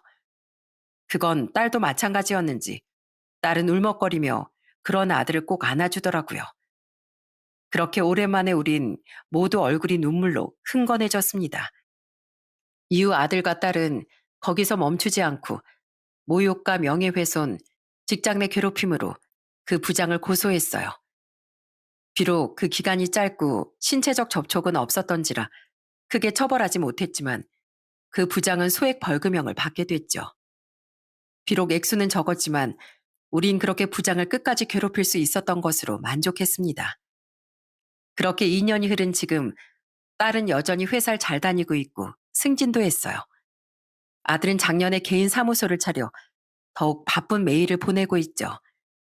얼마 전 우린 추석 연휴에 여행을 다녀오기도 했는데 그때 전 평소처럼 아이들에게 잔소리를 좀 했습니다. 너희들은 둘 다 나이가 34, 36인데 결혼도 안 하냐? 누구 만나는 사람도 없어? 저, 아빠, 나 사실은 요즘 만나기 시작한 사람이 있어. 착하고 건실한 사람이야. 뭐, 뭐? 그게 정말이야? 요 녀석 맨날 회사랑 집밖에 모르는 것 같더니만 할 건 다 하고 다녔구만. 이거 듣던 중 반가운 소리다. 그런데 딸은 수줍게 요즘 만나는 사람이 있다고 하더라고요. 저는 그 희소식에 방긋 웃으며 박수까지 쳤습니다. 마찬가지로 아들 또한 축하한다는 말과 함께 장난스레 이런 말을 덧붙였어요. 그래도 결혼 결심하기 전엔 꼭 나한테 먼저 보여줘야 돼, 누나. 우리 누나를 절대 아무한테나 못 보내니까. 난 누나 지킴이잖아. 남자가 봐야 하는 거 알지? 맨날 코나 질질 흘리면서 내 꽁무질 쫓아다녔던 우리 동생이 많이 컸네? 거기에 씩 웃으며 응수한 딸의 말에 우리 모두 웃음을 터뜨렸습니다. 딸이 지금 만나고 있는 청년과 결혼할지, 또 아들은 언제 누군가를 만나 결혼할지, 아직 모든 것은 미지수예요. 물론 부모로서 애가 타는 마음에 결혼에 대한 잔소리를 하긴 하지만 사실 큰 걱정은 하지 않습니다. 옆에서 지켜본 결과 두 아이는 고난이 닥쳐오더라도 힘차게 이겨내는 법을 잘 알고 있는 것 같았으니까요. 또한 혼자서 이겨내기 힘들어 할지라도 두 아이에겐 평생 의지할 수 있는 누나 그리고 동생이 있으니 아무 걱정할 필요가 없지 않겠어요? 그런 아이들의 옆에서 저 또한 최대한 오래도록 힘이 되어줄 수 있는 아버지로서 머물러 있고 싶습니다. 세상을 살아가며 사람들은 많은 공경에 처하곤 합니다. 만약 그런 사람들을 보게 된다면 그리고 그 순간 여러분께 그들을 도울 수 있는 미약한 힘이 남아 있다면 꼭 외면하지 말고 도움의 손길을 뻗어보시길 바랍니다. 여러분의 그 선의는 언젠간 돌고 돌아 반드시 여러분 혹은 여러분의 가족을 도와줄 테니까요. 물론 무언가를 바라면서 남을 도우라는 말은 아니지만 악행처럼 선행 또한 반드시 뿌린 대로 거두는 법이라는 말을 하고 싶었습니다. 갈수록 각박해지는 요즘 세상에 제 사연이 먼지만큼의 훈훈함이라도 남겼길 바라며 그럼 저는 이만 여기서 인사드릴게요. 감사합니다.